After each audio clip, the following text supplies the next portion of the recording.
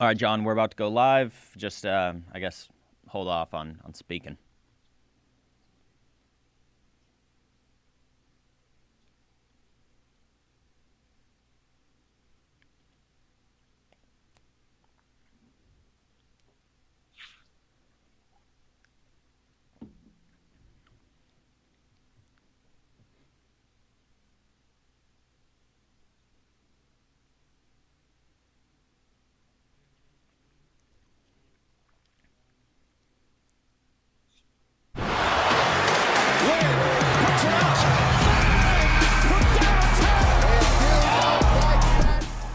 Good morning, Vietnam!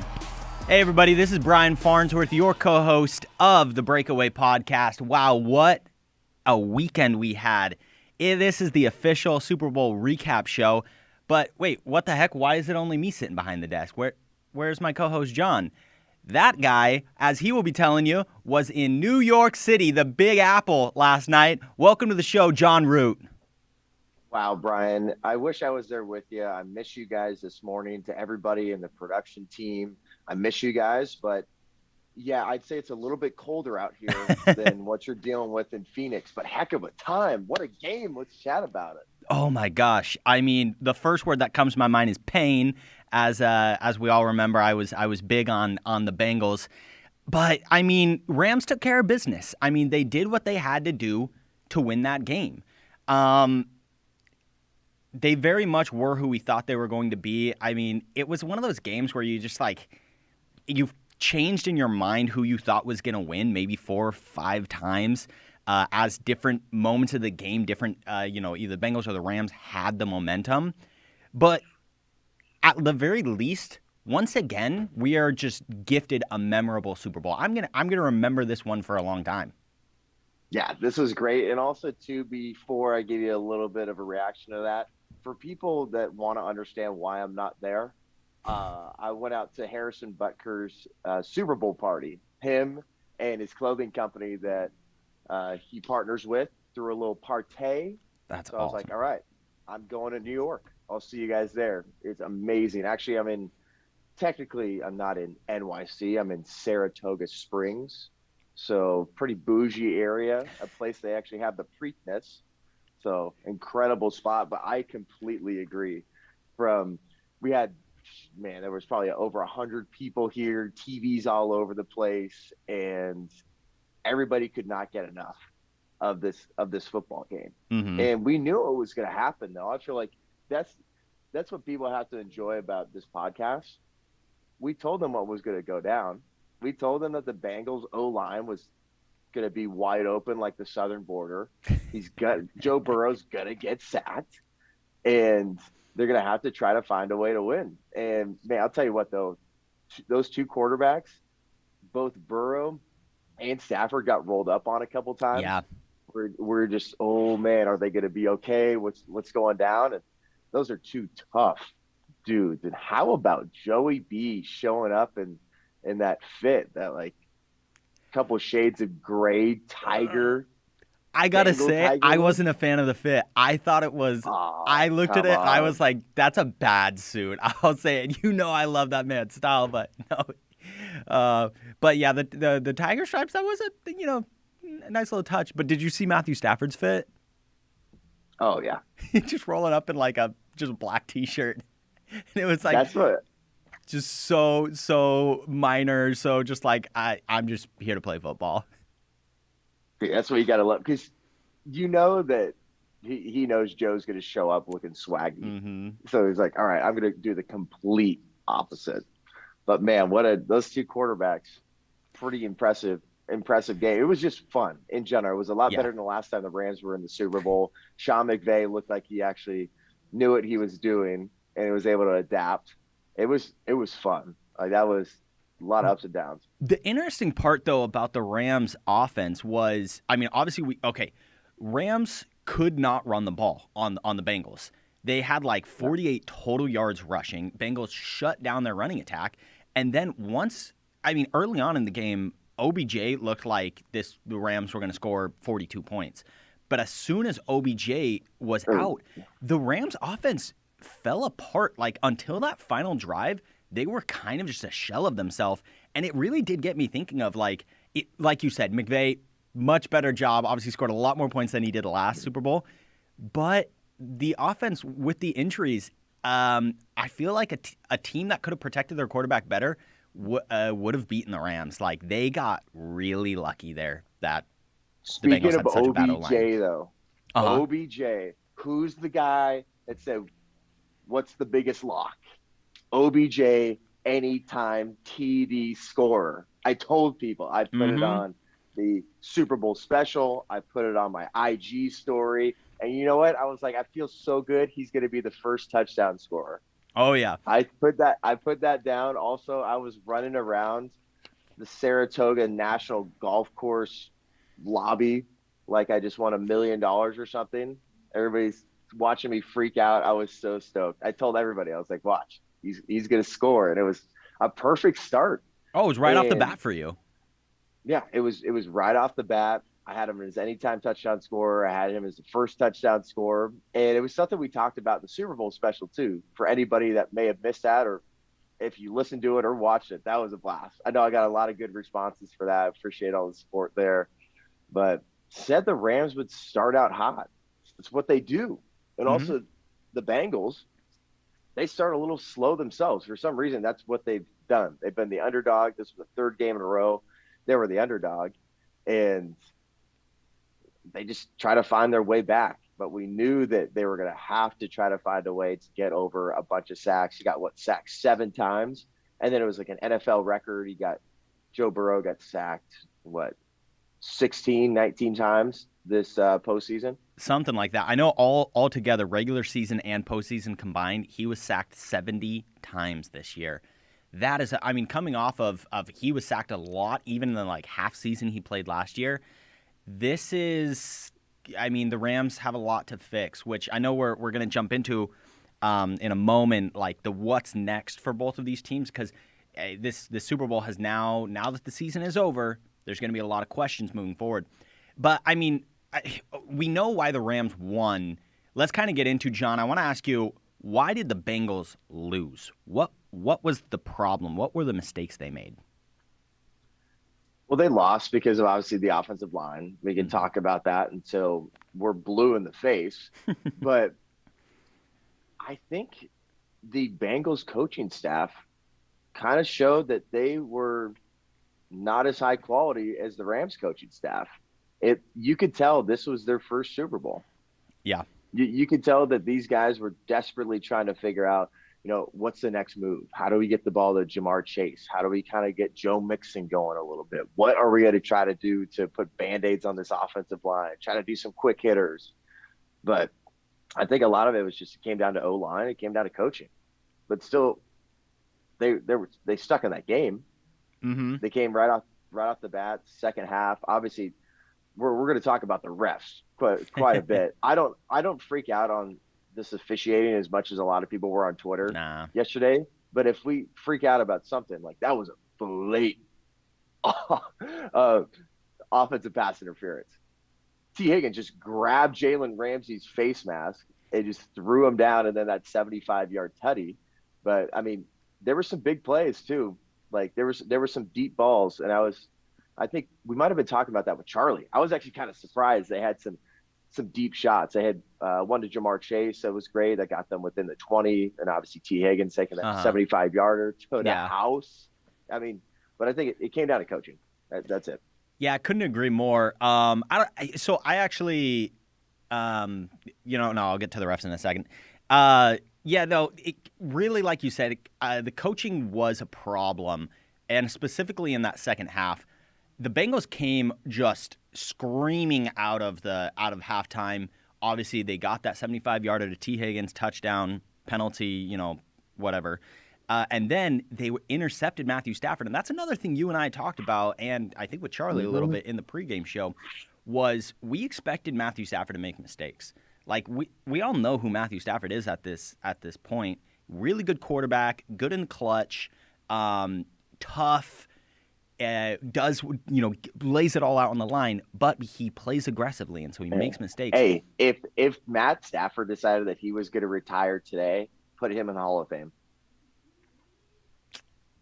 I don't know. I've Put him in. I I'm think seeing people say that. It would be tough. Put him in. I mean, the man's never won an MVP award in his life. Has one Super Bowl. I don't know. I can't in good conscience put him in.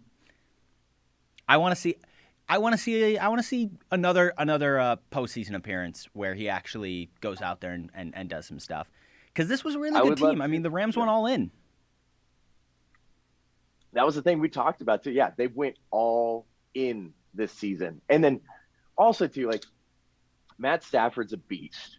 We've known that for a long time. And then finally he's put on a good team and he wins a Super Bowl in his first year. And you know what's crazy about that is we literally just watched two teams, 2 seasons in a row, win on their home field, win the Super Bowl with brand new quarterbacks.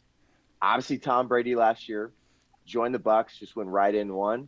Matt Stafford goes right in and wins. It feels like that's where people are trying to say, "Oh, the NFL's rigged. They're putting all this stuff together. They want LA. They want LA to win. They just wanted Tom Brady to win." No, this is great stuff, people. Like, you watch football like you watch this season's playoffs. This had to be top 3 all time. Maybe like that divisional round, we're never going to see anything like that again. We had a great AFC and NFC championship game. Like the way the Bengals came back just to get to the Super Bowl, only to rip out the hearts of the people of Cincinnati. Harambe died. They've been dealing with that for a long time. They say they're going to play for him, and they can't get it done. But they went all in. Matt Stafford rolls in. OBJ, I'm so happy for him. Did you see him hugging Von Miller after the game? Oh, he was ugly crying. I mean, man. He was thrilled. And that's where obviously I was going for the Bengals, but there's a lot of players on the Rams that I really do like.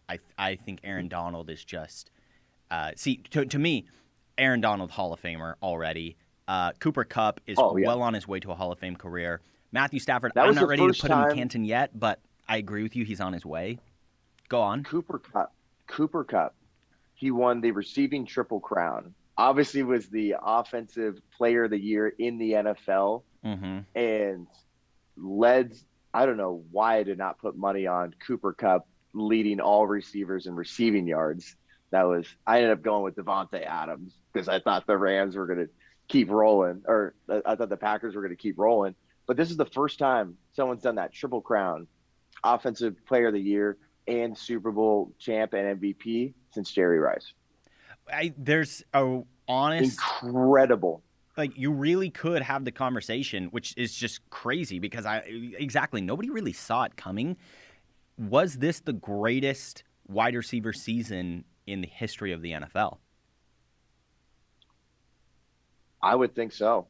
What he was able to do, I mean, it's tough because you're literally just going from the GOAT, the greatest receiver of all time, Jerry Rice, absolute beast, Hall of Famer, to Cooper Kupp. I mean, the guy, you know what star recruit he was when he went to Eastern Washington? Zilch. 0. Yep. 0 star. Like, what another great story. I don't know if you're going to find a better season than what Cooper Kupp just put together. Like, that was incredible. And then everyone just trying to, like, crap on Eli Apple too. It's like, dude, you're going against like an absolute alien in Cooper Kupp. And I know he was getting a lot of shade from, I know McCole Hardman Jr. from the Chiefs was chiming in on Twitter. I know Tyreek Hill had a few things to say about Eli Apple, but man, that's a tough matchup. And even when you got a safety like over the top, trying to worry about Cooper Kupp, and then obviously it helped out when OBJ got hurt for him, but like, you can't stop Cooper Kupp. You can only just hope to contain him. And what he put together was amazing. And he's talk about a good role model too. That is a guy that kids playing football right now should emulate. The way he talks about his wife, the way he talks about his faith, the way he just plays ball. You got to love Cooper Kupp. Oh yeah, I mean, he's all heart, all effort. You know, he's proof that it doesn't matter how many star recruit you are, you can work your way there. Don't let the dream die. You can get there. Now, I agree with you. I don't necessarily agree with Twitter of just roasting Eli Apple over and over again. Yes, did he get burnt a decent amount? But until that last drive, Cooper Kupp was held in check. I mean, he had 3 or 4 receptions on that last drive of his 8 total, 92 yards. So he hit the under on what Vegas was expecting of him. And then the two touchdowns was fantastic. I mean, that's why he won Super Bowl MVP.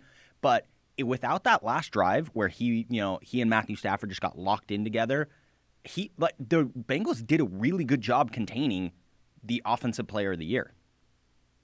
Dude, and then talk about that second touchdown too. Like, what a crazy time that was. Just penalty after penalty. But look at the way they had to guard him too. There was a good amount of penalties that Cooper Kupp drew. Yeah. He might not have gotten those catches, but he's kind of like a guy in basketball where he was able to draw a lot of fouls. Yeah, and get to he the was line. able to like get that foul count up, like get some guys to the line, get some one-on-ones. Like, he affected the game in incredible ways, and I think it opened up some of those holes. It was interesting at times because obviously like Higbee, like not in there, and you had Blanton that Got hurt when early. Higbee so he was gone. Like, there was a lot of those factors that were interesting because that's what happens in these big games. Like, what are you going to do? That's a part of coaching too, that you got to be able to adjust. And I think that's something, again, that the Bengals didn't know what to do. And the Rams, next man up. Yep. Who's it going to be? Yeah, exactly. A lot great. of those guys had been there before. They've been to the postseason. That's where we were kind of waiting all year and then all off season for, okay, these are young guys. This is a young team. They don't know what they don't know. And that's kind of why I feel like a lot of the fans around the league really rallied behind them. But ultimately, the stage ended up being a little too big for them. They ended up making a lot of mistakes. Tyler Boyd had that drop ball on their, second to last drive on 3rd and 9, that if he converts that, because Burrow put it right in his hands, he just turned his head too early. If he converts that, they most likely get a first down, and they could keep running the clock, and maybe they have a Super Bowl ring on their finger right now. Samaje Perine not able to, on a 3rd and 2. But no, that last drive, it starts out with that sideline throw to Jamar Chase. He takes it up. He actually probably runs out of bounds 5 yards before he needs to, but that was kind of fine, whatever. But then remember, probably one of those, just like I got to get out of bounds, try to stop the clock, like, rather than getting tackled in. Yeah. But no, then on the next, it's 1st and 10. They throw a 9-yard pass to Tyler Boyd. He catches that one. So now it's like, 2nd and 2, 2nd and 1-ish. They have a miscommunication, so they burn a play. Burrow thought Jamar was going to go deep, and obviously he didn't. So it's just sails over. So now, okay, you just burned a very important play. The next play, they run it with Pirine, and he can't convert on 3rd and 2. Holy crap. And then, of course, the 4th and 1. What's wild, though, I saw this. Somebody put this on Twitter. Instagram, actually, I think is where I saw it. On that 4th and 1, that obviously Aaron Donald put the team on his back, got to Burrow, forced that incompletion. Jamar Chase was in the process of burning Jalen Ramsey. In fact, he had Jalen Ramsey falling down.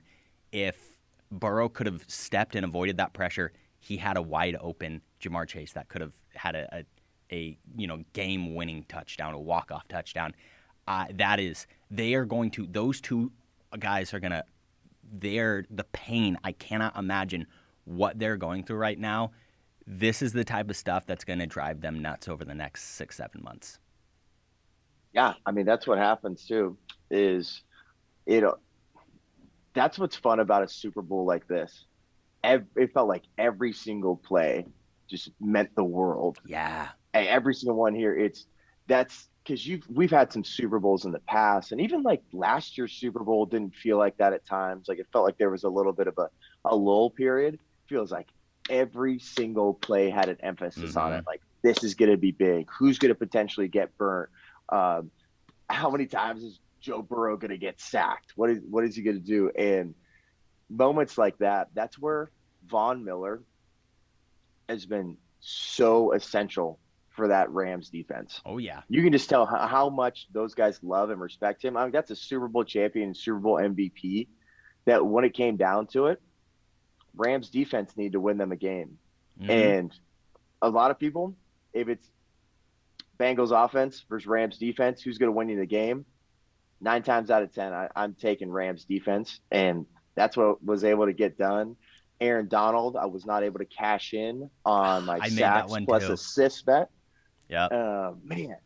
But I think he was one of those guys too, where Aaron Donald, probably at halftime, we're probably going to see some more news that comes out where he was like, I came too far and done too much to lose this game. I'm gonna do my thing. And what a great way to cap it off. It's like one of the best defensive players we might ever see secures the dub for LA in LA while celebrities are going nuts while they're maskless. It's great. Well, so speaking of Aaron Donald, have you seen all the reports that he's going to contemplate retirement? Yeah, because I know they were asking him that. I forget who the ESPN sideline reporter was. Diana. Yeah, Diana Rossini. Yeah. Diana. Love her. She was great. Yeah, she always does a great job. And, it's a question she's got to ask. And I think, obviously, Aaron Donald gave the answer that you'd always expect. I'm just kind of living in the moment right now. It's like, of course. It's like, well, Diana, I just won my first Super Bowl, so I'm going to live in the moment here. Then I'm going to go to Disneyland. Then we can talk. Yeah. So I don't know. I'm interested. At this point, I was shocked about Tom Brady retiring. I thought he had about 45 more years in him. And, I think who knows? Like Aaron Donald, it could either be one of those where I've been working my whole career to get to this point and I feel accomplished. Yeah. So let's just go out on a high note, or it's just going to continue to inspire him. And because I'm going to look up right now, I think Adam Schefter talked about some Rams free agents after this game. So you have OBJ, yep, Von Miller, Darius Williams, Sony Michel, and then you got Deontay Deacon, Matt Gay, the kicker, and a few other people.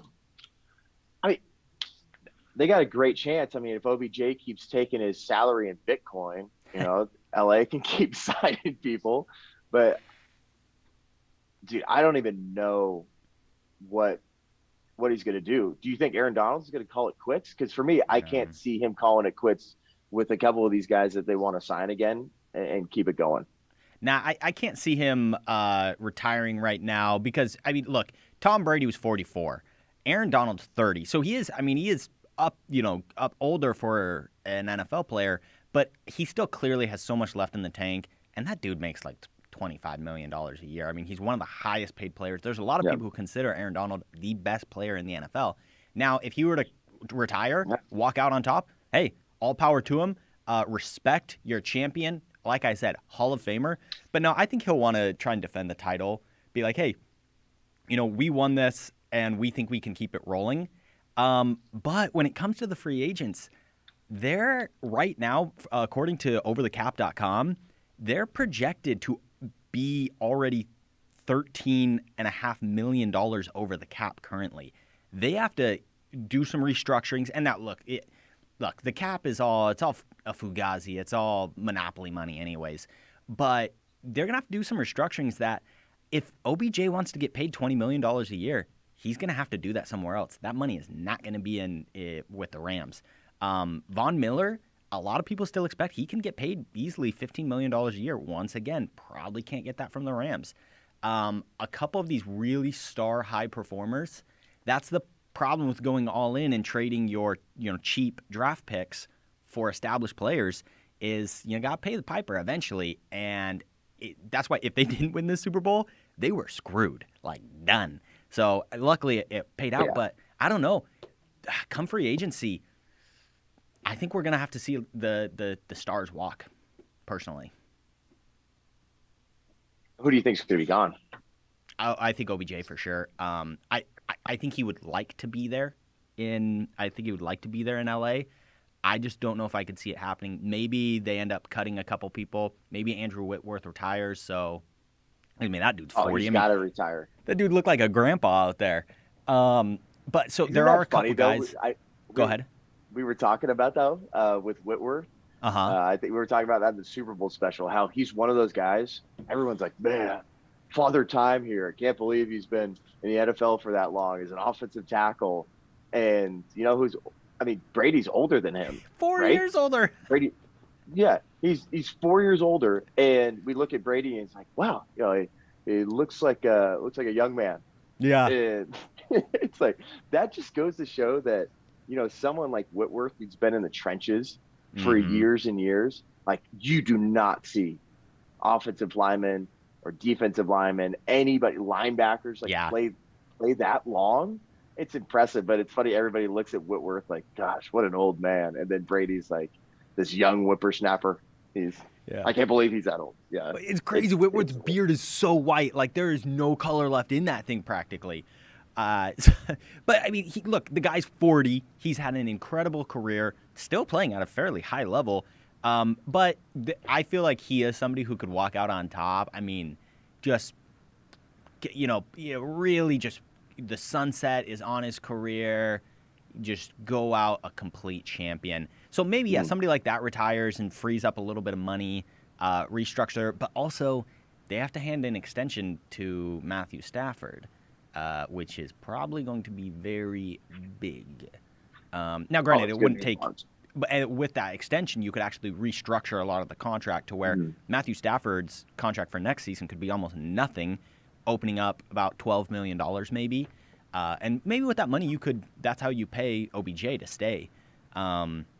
But no, I think Von Miller will play somewhere else next season, and I believe OBJ will also be playing somewhere next season. That's also too. We got to bring up Eric Weddle too. Like, the Rams were just fun. Like, obviously they got a salary cap situation they're trying to figure out. Obviously right now they're just like, we won the Super Bowl, we won it in our home stadium, did it for LA, and it was great. But so many incredible stories on that team. Like, there's so many people who are just like, oh, I just always root against LA. Like, it's so funny. Like, hey, Lakers, if you want to sign some big time people and put together a good squad, maybe take notes from the LA Rams. Don't just get some washed up Russell Westbrook that's going to hawk up 455 shots a game, but somehow still get a triple double. This team is fun to root for compared to the other main LA team.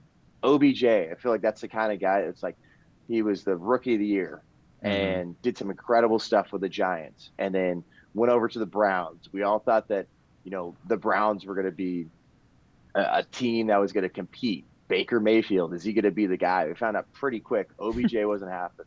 He wasn't happy there. It wasn't happening.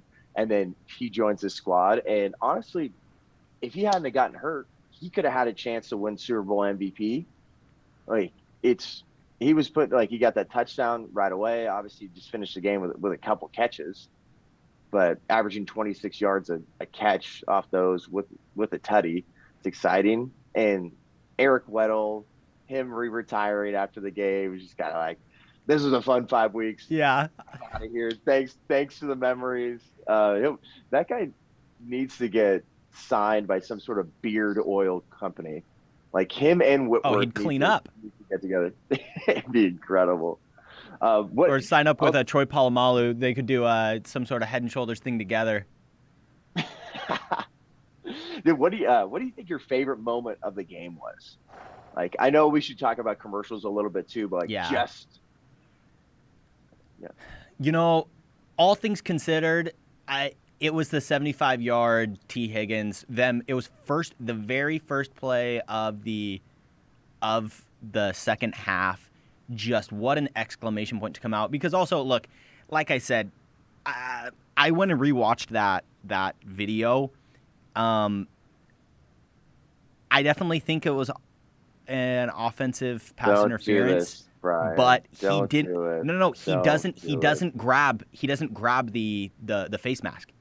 His fingers never close on it. So that's why, like I said, I think more what a lot of people aren't really. You referenced it. He probably with his other hand pushed him in the back more. Everyone's talking about the face mask. The fingers. You can go rewatch the video. The fingers do not close around the face mask. It almost looks like he more kind of has it on the outside and does move it, but he didn't grip. But like you said, I'm what a lot of people didn't notice was the other hand. Watching this. Rewatch it. I wish I had it prepped so I could tell the boys to pull it up. This No, is, it's yeah, what. it's one of those where it's not like a full on grab, but it's like enough Mm-hmm. to where you have just enough grip on it to where he's fully turning his helmet the other way. So it probably would have been one of those maybe like in another situation, like you have a 15-yard face mask and a 5-yard face mask. This still like Oh, like I fully said, turns his head. Yeah. probably still a missed call. That's not what I'm saying. I'm just saying it's Oh not as yeah. blatant as a lot of people are making it out to be. Because did you know the ref actually came out after the game and said no, he did not because part of the rule, that's why the face mask problem is you are allowed to touch people's face masks in those situations. You're not allowed to grab it. And so the ref, he went, hey, Well, I there's I still didn't see a hands to the grab. face. No, see, there's hands to the face, but also it's the Yeah. same reason why, like a running back can stiff arm you or the wide receiver can put they can put their hand in the face of the guy, and it's not necessarily a penalty. Um, but like it so much comes down to if you actually close your fingers around that face mask, which it was kind of did it happen, did it not? No matter what, that No matter moment what, of the game was offensive pass interference. electric. Yeah. Like, Oh I yeah. don't care what What a anybody start. says. But yeah, that's also why I don't get into the whole, like, oh, Logan Wilson at the end of the game. Like, that was so clearly not an offensive holding. Like, it was insane. But at the same time, because I went, well, hey, like, both teams had a call that went their way. Like, so that's why I don't get into the whole ref thing, because it kind of evened out. Because if Logan Wilson isn't called on that, which was completely absurd as well, that was 4th and 8 on goal. Like, you have one chance at that point to win the game. So that's why it's like, hey, throw both of those out, and it kind of, karma, the game was relatively even. So I don't really care. And you know That's where my there take. was a lot of great, you know where there was a lot of great calls. Donde? Break, breakaway Super Bowl special. Hey. No, we do. We We were had on a it. clutch. We were on it. I told people you take Bengals plus 4. I Mm-hmm. said it was going to be within 3 points.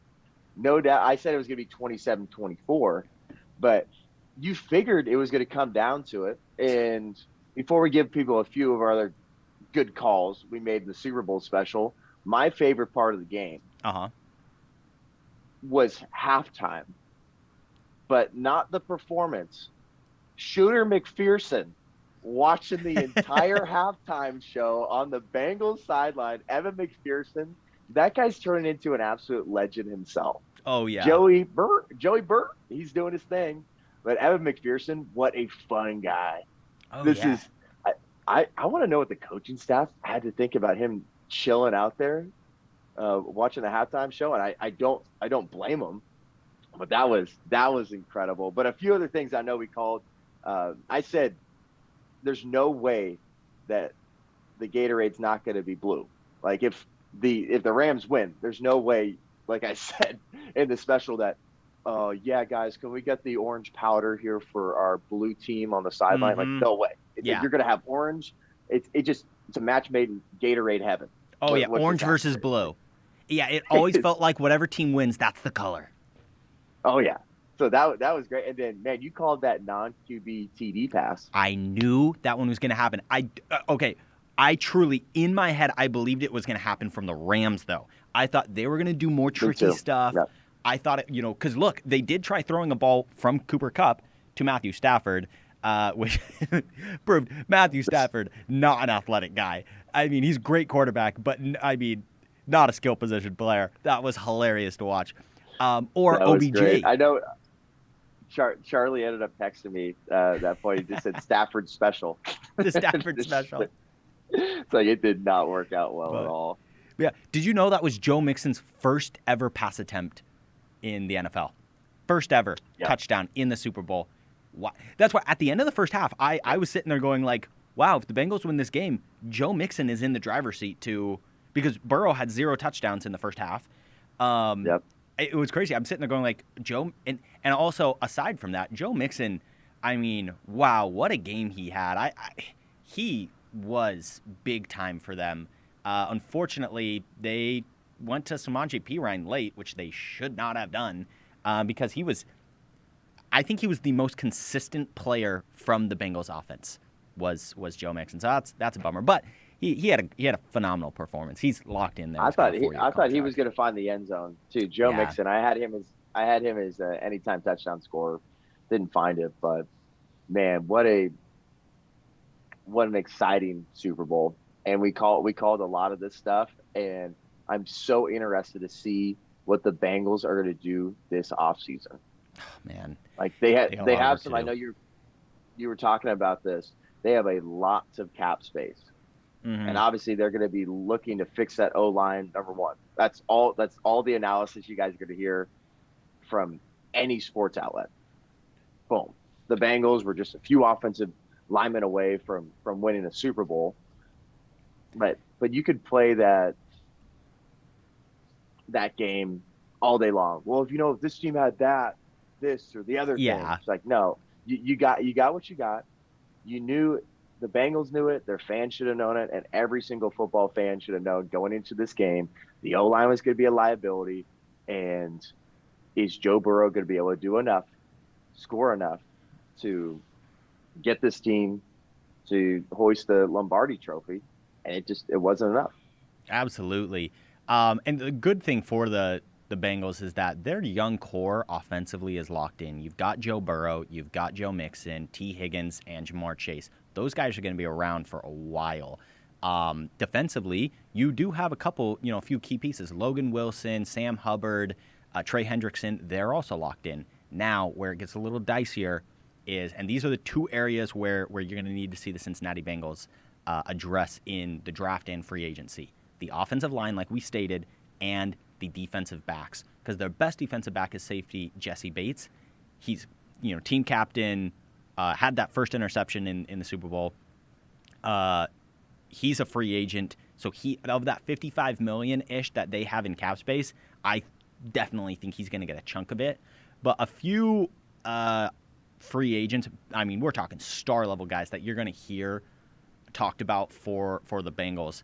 Definitely Brandon Sherf, just absolute rock star, superstar guard who's been playing with the Redskins football team, Commanders, whatever you want to call him. He was on the franchise tag. the Washington Commies. But he's a fantastic player, was on the franchise tag. He's a free agent this year. He might get tagged again, but that'll be really expensive if the Commanders want to try and do that for a second year in a row. Don't think they will. So if they can't get a long-term extension worked out with him, he is like the top of the guy on the Bengals list. Secondly, then, Terron Armstead, who is the left tackle, has been the longtime left tackle for Drew Brees, but now the Saints are in salary cap hell. They're going to have to let guys walk. So Terron Armstead, that is the second guy. In general. The Saints, yikes! I love to see it as a Falcons fan. Oh, I bet to see them in absolute turmoil. They don't know what they didn't know what they were doing last year. It's not like the Falcons know what they're doing that much either. But they have no idea what's going on. They're missing their coach. Their GM left last year. Fontenot came to join the Falcons, and then now they're in just disarray. I mean, it's crazy to see what's happening with the Saints. They could be in the dumps for a little while. It's going to be weird if the Saints aren't they're always competing. It seems like, but you had Drew Brees, you had Sean Payton. They're in a tough spot. Look, and there's also you can kind of look into the future on the Rams, on how they're going to be in a couple years, maybe not a couple, maybe 3 or 4 years from now, by looking at the Saints right now. Two different situations, but so the Rams, Les Snead, the general manager of the Rams, give him all the credit in the world. Pushed his chips all into the table, and in fact, I think we're going to see a lot of general managers go the Les Snead route, where it's like, hey, if we think we have a Super Bowl window, let's trade draft picks for established players. But that creates problems because it's more expensive. It's a different way of team building. It's not how the NFL is set up. The Saints, on the other hand, what they were doing for years was they were, like I said, salary cap is all like Fugazi monopoly money. They were kicking the can down the road by restructuring, stretching out these contracts, all the crazy stuff we've seen with like Taysom Hill contracts where it's like, oh, he signed a $140 million contract. Well, no, he didn't. It's all just weird money. So, and now eventually it catches up to you and your team is screwed. That's down the road for the Rams. Like, everybody needs to understand that's going to happen. They do not have the cheap influx of young, good players by early round draft picks. So they're eventually going to get screwed. But hey, it was all worth it because you won a Super Bowl. But no, because that's what it's all about. Oh, yeah. They went all in. And also, too, shout out to Robert Woods. I know he had Bobby Trees. Man, you could tell how much that receiving core missed him. Mm-hmm. But also, he was an inspiration to a lot of those guys. So when he comes back, that's going to be huge for that offense as well. Like, he is a great piece. He is a great addition to those wideouts. And also, I have to do a major shout out, big time. He was on the podcast. My old teammate, Matt Orzek, long snapper for the Rams, is a Super Bowl champion. I was so dang excited for him. Like, that was cool to see a good friend, someone that has been an absolute journeyman through the NFL. You know, I saw that video on our Instagram page. If people aren't following us already, it's at TPUSA Breakaway. He just got that Lombardi trophy, just raising that in the air, just going nuts. Like, I am so excited for him. I know my special teams coach was there. He was doing awesome confetti angels on the field. It was great. But man, a lot of crazy stuff is going to be happening with the Rams, but so exciting for, like, that is, you couldn't write a better story. I think.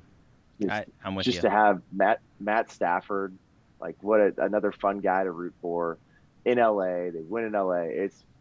It's fantastic. And one thing I do have to say Go ahead. Obviously there is a lot of conversation right now of what's going to be happening in the LA area and California after this game. If you are a parent of a kid, there is no way in hell your kid should be masked up at school today. Don't do it. After you see all those celebrities, LA Mayor Garcetti looks like he was holding his breath for about 4 quarters. Incredible. I don't know how he does it. He's got to let us know. Your kid should not be masked up.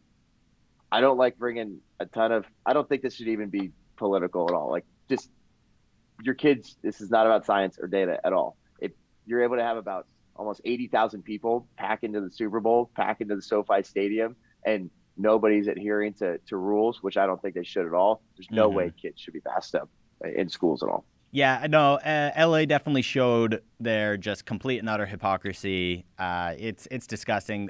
Every single celebrity that was shown on the screen last night, no mask whatsoever. LeBron James, Charlize Theron, Ben Affleck, Matt Damon, a lot of really woke people. I think Ellen was even there. She posted a big selfie. Yeah. Oh, yeah. Of course, Ellen a selfie. Ooh, biggest surprise. Somebody tweeted, they're like, I didn't know Pete Carroll was going to be at the game. I saw another person who they tweeted out, Ellen DeGeneres looks like Cooper Kupp's mom and dad. And that had me rolling, dude. That was so good. No, but I mean, speaking of good stuff, there was some decent commercials. I know you were a little busy, so you didn't get to watch all the commercials because you had some Super Bowl party stuff going on. But it was actually that's what I was kind of like bummed out. I was like, I didn't get to watch like any of these commercials at all. Yeah. Like, obviously, I had a great time. It was really fun. They actually Novice is the clothing company that works with Harrison Butker. They actually had me like announcing Super Bowl squares at the end of each quarter. That's like great. It wasn't even planned at all. They were just like, "Oh yeah, you talk all the time. You're an entertainer. Can you do this?" So like I was doing that like during commercial breaks and quarter breaks and things like that. But dude, tell me which ones were good, because I only saw like a little like the Chevy Doctor EV ill. I know there was like the Amazon Alexa one that was, Colin Jost and Scarlett Johansson. Just kind of like, I still can't believe those two are married. I know the Amazon Alexa one, that one was really good. It was really funny, but at the same time, the creepy part about it was Amazon just like spitting in your face going, yeah.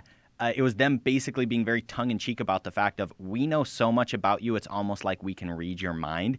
And they completely played into it. And it was funny because it was true, but at the same time, it was like, wait, yeah, they basically do know me better than I know myself. They can essentially read my mind. And they made a big joke of it. And I was like, wow, they really don't care at this point. Why do I Crazy. always feel like somebody's listening to me? That's what I feel like. That's the world we live in right now. I'm sure Jack Posovic's like the Great Reset. Like I would love to see. Amazon. Like we need to get a live stream on Jack Posovic during that Amazon Alexa commercial. It's like I told you, they're taking over. They're listening to everything. Oh, Jack live tweeting it. No, but there was a few other good ones. Avocados from Mexico, they normally have a really, really good Super Bowl ad. Theirs was only meh, but it did include they made fun of the Bills Mafia jumping on tables, and that was great. So I was like, okay, if you get Bills Mafia table jumping in there, immediate W. I mean, absolute win. Lay's Paul Rudd and Seth Rogen one was just funny, like in general. You put Paul Rudd in anything and I'll watch it. I Love You Man is one of the greatest, bromance comedies of all time. So, win. Bud Light's Guy Fieri, Flavortown one. Our first real look into the world of Flavortown, which just needs to be its own, Netflix show at this point. Give me a full show, fictional show on Flavortown. I'll watch it. There was some decent ones this year. But like you said, probably the worst one was the Chevy Dr. Evil one. Dude, it was just about climate change and we're going to save the planet by making electric vehicles, which is just, if you know anything about the electric vehicle batteries, it's just insanely stupid. You can't recycle them. In fact, all car commercials were electric vehicle ones. Were they the same that they had like this, so like old country music star that had like a really woke commercial? Was that with Chevy or was that with like Jeep or something? I must have missed that one. I don't know. That was like I know Dolly Parton like years one ago or was in. something. Yeah, there's a Sopranos Also, Chevy commercial. Man, I don't know which one I don't know which one I'm thinking of. I didn't get a lot of sleep last night, Brian. Celebrating the win. Yeah, well, as we kind of one thing though is the Clydesdale. I mean, isn't that weak. always one of the go-tos? So Budweiser, they didn't have a commercial last year That's right. at all.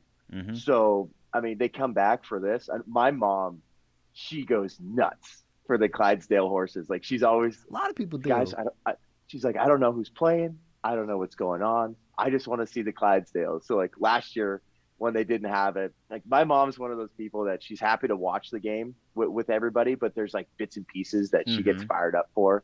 And she's one of those people that loves like the Macy's Thanksgiving Day parade too. So when that didn't happen a couple of years ago, she was distraught. And then last year when they didn't have the Clydesdales, so they came back this year, and it just seemed like, from what you were saying, I know we were talking before the show, it didn't really live up to the hype. I watched a little bit of it before we jumped on here. Yeah, no, it was kind of weak as far as like the Clydesdale ones are normally like, one of those staples of the Super Bowl, and it just didn't live up to previous years. So I'm hoping they can no pun intended, but get back on the horse. Ooh, gotcha. Yeehaw. But no, obviously, we've had a lot of fun talking about the Super Bowl, but we do want to remember that Super Bowl isn't the only thing that was happening in this past week. We want to touch on a couple things before we let you all go. First off, sticking in the NFL, probably just going to touch on it here, but the Kyler Murray drama has continued to reach just absurd levels, where now they're coming out and saying that apparently there's an odd vibe between Kyler Murray and the Arizona Cardinals in general. Somebody, Chris Mortensen, who, a reporter, said Murray is described as self-centered, immature, and finger-pointing per sources. Murray is frustrated with franchise and was embarrassed by playoff loss to the Rams and thinks he's been framed as the scapegoat. I don't think this is as big of a deal as the media is putting it out to be. Murray is under contract. He's going to want that massive extension. The Cardinals are definitely going to give it to him. I don't understand all the hoopla that's being built up around this. It seems like, and it's just weird to me because it's not like this is like the dog days of summer where that kind of stuff happens then. This was Super Bowl week. I am blown away by how much talk happened on Super Bowl week about Kyler Murray. It's just weird. I don't know. It seems like just a dramatic high school relationship. Yes. Or it's like Well, he deleted the photos of us and got rid of me, so I think I'm gonna do the same with him. But like, it's silly, but I love it. I feel like in general in my life, I'm not just like a drama guy. I don't want drama in my relationships or my life, but man, I'm living for this right now. And it must be so weird for you and the rest of the Cardinals fans watching this unravel because they can't get rid of Kyler Murray. I know a lot of No. people are just like, no, it's probably time to like get rid of him. You could get like some draft picks and maybe a few people back. And it's like, dude, well, who are you gonna draft? Who are you gonna pick up? Who's gonna be your quarterback? Like this quarterback class is not very good. Terrible. And then, yeah, what other quarterbacks do you have available right now? Like, what you're going to try to get like an Aaron Rodgers or something like that? And you have Rodgers for what? Maybe 2 years at most. Yeah, it just 2 doesn't. years, It and then doesn't make sense. Also, it's like what's going to attract Aaron Rodgers to go to Arizona more than like San Francisco, more than Denver? No, it's like no, it's probably not even in its top 5. Yeah, there are other teams that are built better to bring in a new quarterback. But the Super Bowl is in Arizona next year, so if we're going to keep on this trend of the hometown team winning. But obviously, there is more outside of just football. So this was NBA trade deadline week, and boy, it was a doozy. I mean, this was the most exciting trade deadline that we've seen in recent years for the NBA.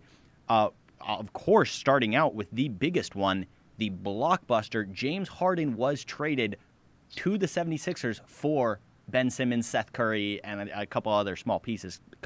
Not small, first-round picks. But I don't know, John, this Sixers got fleeced. You think they got fleeced? I think they got fleeced. Seth Curry, a lot of people aren't talking about that. That was such a great addition to that team.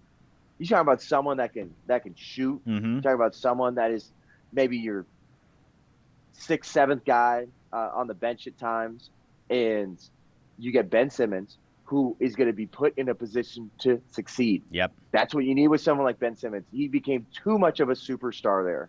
He does not need to be ball dominant. He does not need to score you all these points and put the team on his back. That's not Ben Simmons. But I think there's a lot of people that have not watched Ben Simmons for a while, and they're forgetting how good that guy really is. Oh yeah. Like, is he in the upper echelon, like top 5? No, but he's always one of those guys that's in the conversation of being an all-star, being on those all NBA teams and everything. So he's going to be good. And then you have KD that is with Kyrie. Mm-hmm. And then now it's just like Ben Simmons. Just contribute to what those guys are doing. You got Seth Curry on the team now. 2 first-round picks as well in this deal. Like, Daryl Morey, bro, you were spot on when you talked about free Hong Kong. You are not spot on when it came to this trade. And I don't understand why everybody holds James Harden to this unbelievable level. I just don't think Harden's going to be the guy in Philly. Joel Embiid, that would be a nice little addition to him and everything. The Embiid Harden pick and roll is going to be gnarly. It's going to be nice. But also, too, like, James Harden's the kind of guy, it's like he shows up to training camp out of shape. He literally looks like the Pillsbury Doughboy after the offseason. The guy still gets the job done, but he doesn't like the way the NBA is going. But he can't draw fouls as much anymore. No. And he got cooked by Kyrie Irving in practice. Did you see some of those reports? They came out? Like, he was just getting hosted by Kyrie Irving. That was barely in basketball shape. And I think that relationship just kind of like went downhill. I also can't imagine that. Like, we love Kyrie Irving's stance here at Breakaway, Turning Point USA, and anybody that just loves freedom. But in general, like, it doesn't seem like Kyrie Irving is a super easy guy to get along with.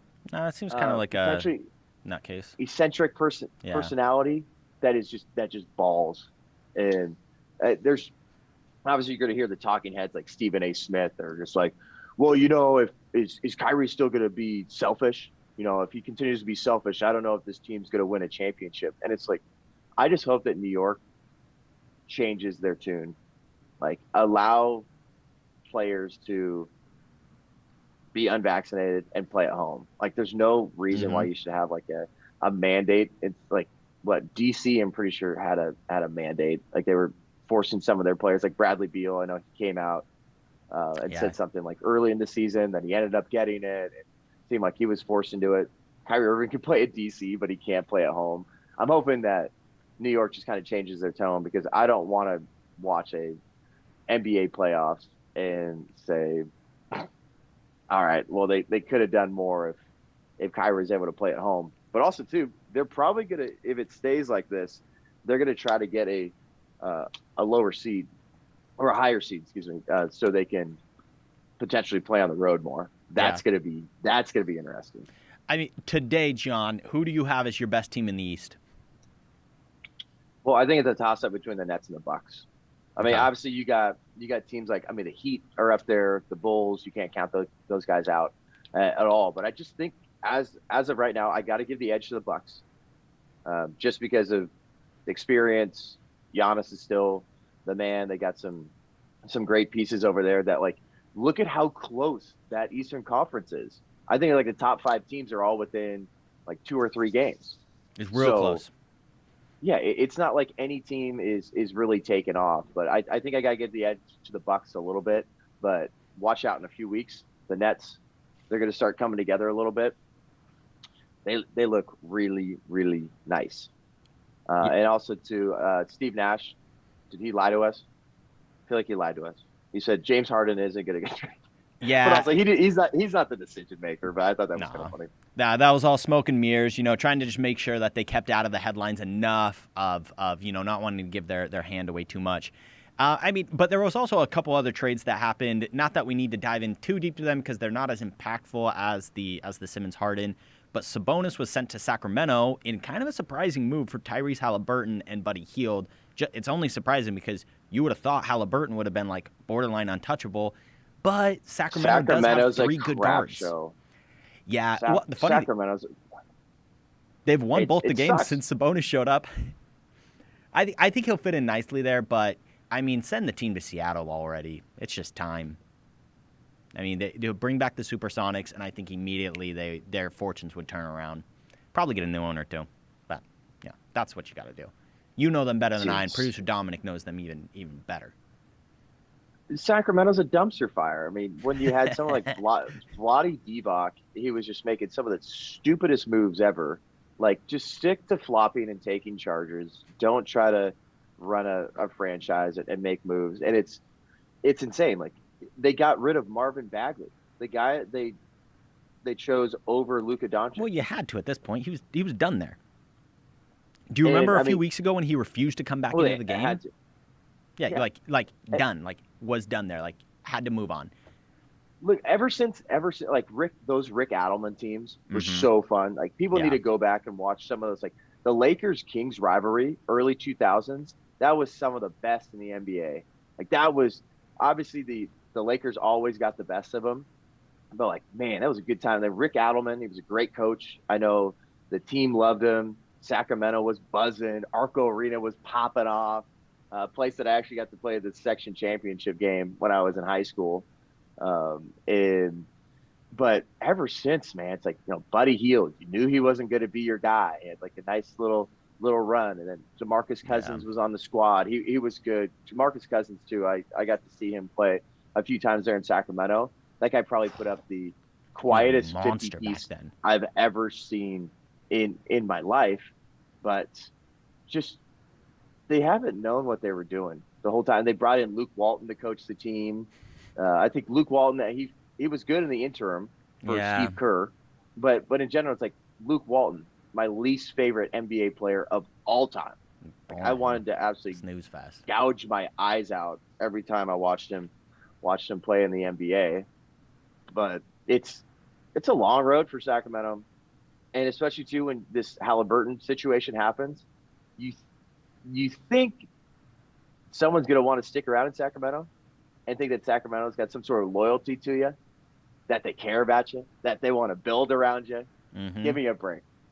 It's not enticing. And I feel bad for producer Dom.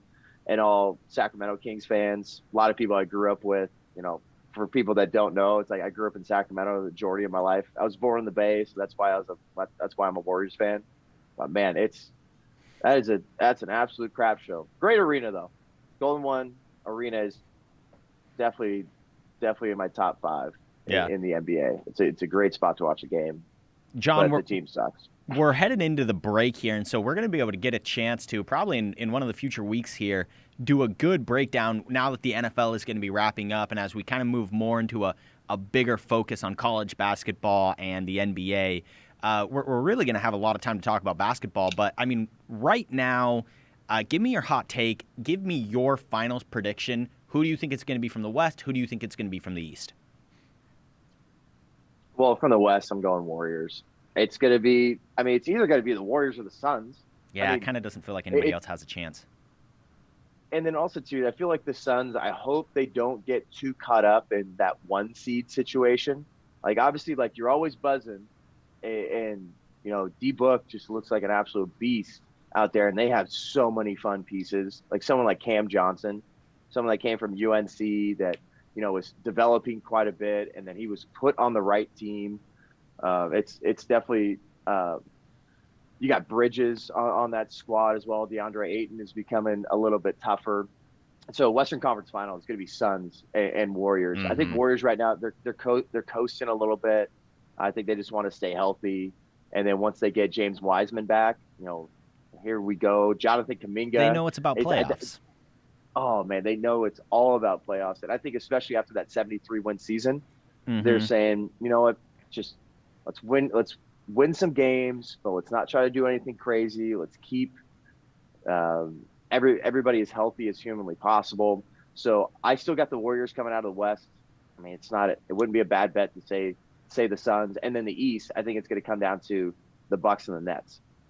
I mean, they're going to be seeing each other again in the playoffs. I think the Nets are just a better team now. I think when you got Steve Nash at the helm again, I think he's going to feel more comfortable. We'll see what happens with the Kyrie Irving situation. So right now I got Nets, Warriors, NBA Finals. And at that point, I really hope that New York has changed the rules so we can see Kyrie Irving throughout the rest of that finals. But man, that's exciting. Kyrie Irving, somebody that beat the Warriors in the finals, definitely ripped my heart out. KD is playing the team that he left. This is his next chapter. What is he going to do with the old team? His next Hopefully the chapter. Warriors. Oh yeah, like this would be a very, very fun time. But I mean, still Suns Nets would be exciting, or Suns Bucks. We'll see. But I'm going Nets Warriors. Yeah, you say you hope New York's changed their rules right now, but you being a Warriors fan, if it ended up Warriors Nets, I know you'd be like, oh well, Kyrie not playing at home's not that big of a deal anymore. But I just hate that when everybody's just like, oh, if this guy hadn't have been hurt or this would have happened. I hate the what if game. Yeah. So it's terrible. There's way too many people that, that's all that would be talked about online. Mm-hmm. If Kyrie wasn't able to play throughout that whole series, like, well, what if he was able to play? Like, would the Warriors actually beat them? It's like, I don't want any of that. I want to play them straight up, and I want the best team to play at full strength, and let's roll. Heard that, dude.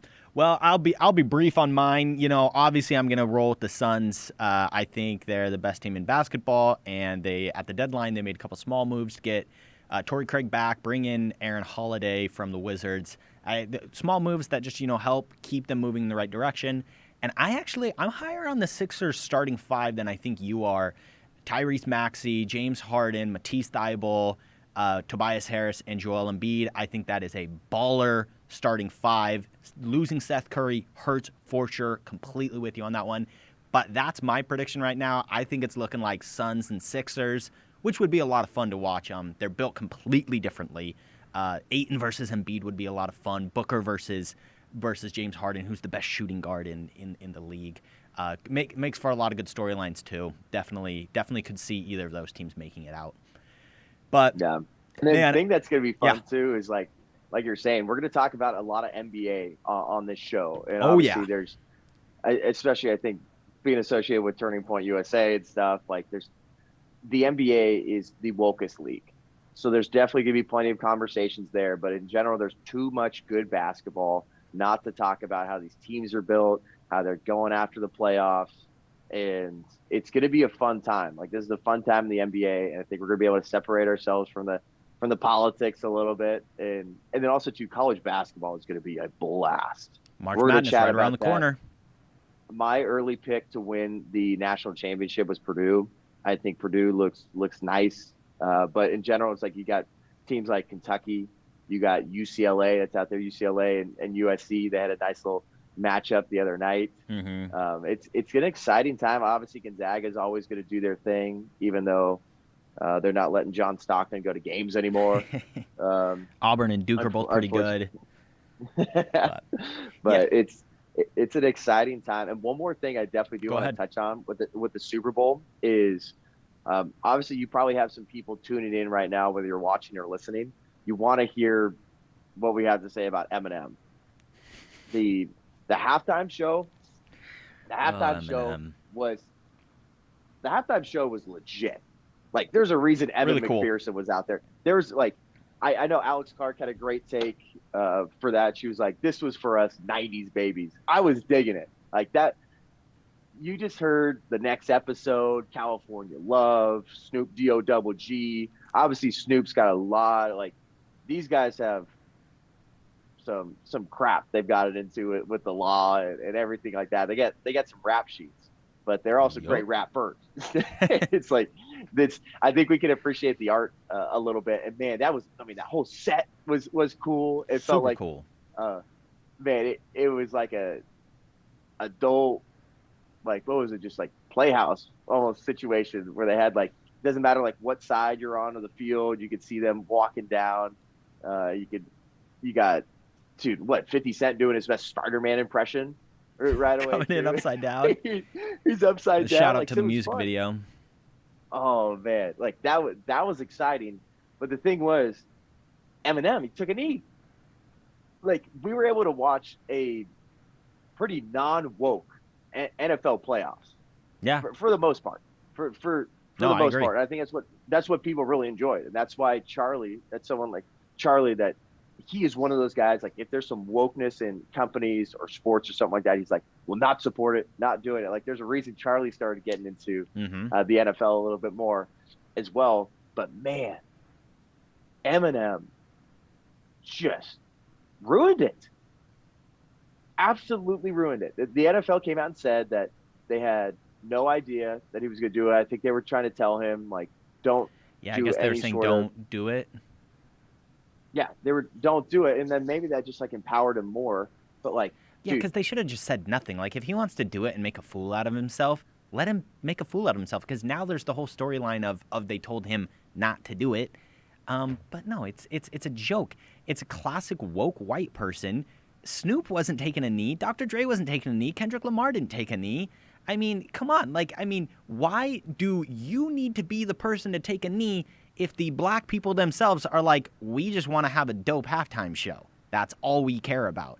So, I mean, Eminem, absolute clown. Plus, I mean, I don't know if the sound was off or something, but it clearly looked like he was lip syncing for that one too. So, double clown. Will the real Slim Shady please stand up and not take a knee?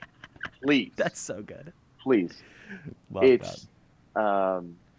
See, these are things that would have been great tweets yesterday, but you were having too good of a time. But I was having too good of a time, and it's one of those where, like, dude, stop listening to the stupid narrative about Colin Kaepernick. There's people like that Eminem, they want you to think that Colin Kaepernick got blackballed from the NFL. It's like, no. Once again, he had a good little run. He had a chance to come back in the NFL. He had some workouts and tryouts that he ended up changing the location, and he shot himself in the foot in a lot of ways.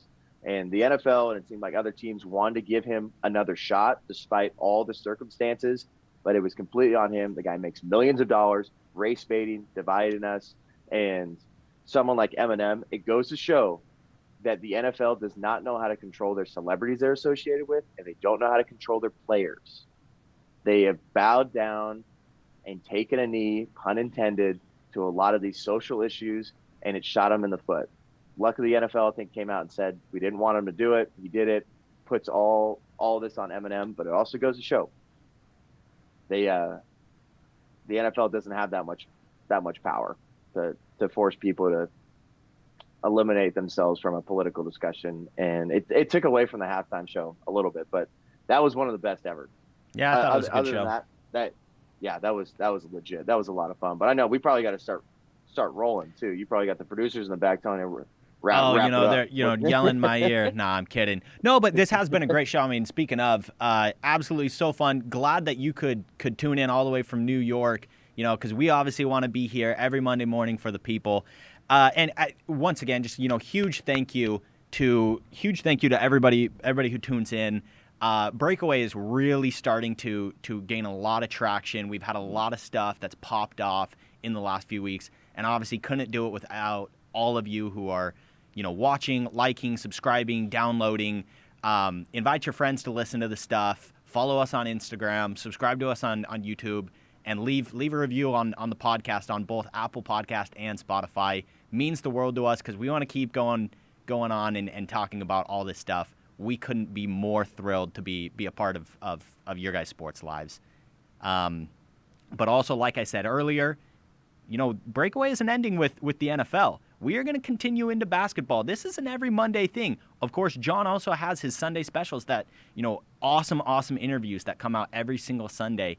Breakaway is here to stay, and we are absolutely going to be changing the game with you guys. Jon, thank you for coming in. Producers, thank you for putting on a great show. Everybody, will catch you soon. Bryan Farnsworth, signing off.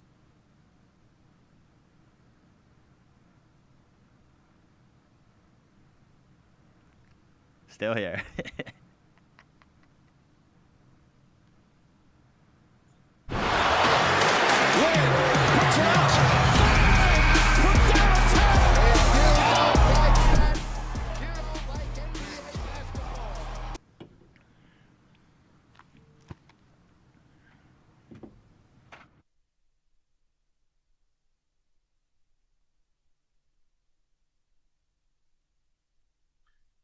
Oh man, heck of a time. It's over. See you guys. Dude,